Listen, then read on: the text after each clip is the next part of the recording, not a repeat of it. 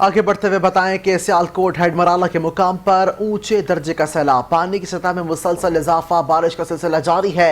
मुतअद्दिद गांव ज़ेर आब आने का भी खदशा है। मजीद जानते हैं इस वक्त हेडमराला बैर हाउस पर मौजूद हमारे नुमाइंदे उमर अकबर से। जी उमर, अपडेट कीजिएगा।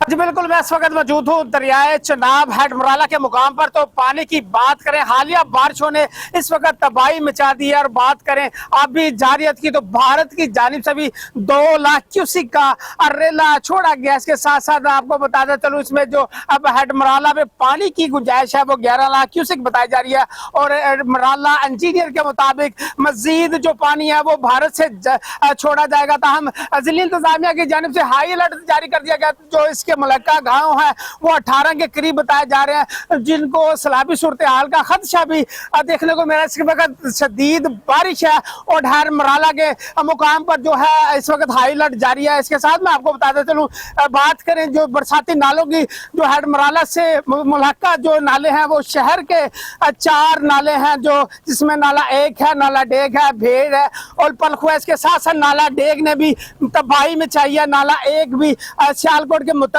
और डेग भी मुतअद्दिद जो है इलाकों से बाहर आ चुका है। इसके साथ मैं आपको बताता चलूं, भारत की जानिब से मजीद पानी छोड़ने का जो खदशा है। इसके साथ इंतजामिया की बात करें तो इंतजामिया की जानिब से रिलीफ कैंप भी कायम किए गए हैं। इसके साथ जो ऐलानात हैं वो मुतलका गाँव में वो भी जारी किए हैं। ताहम जो सूरत हाल है वो आपके सामने है।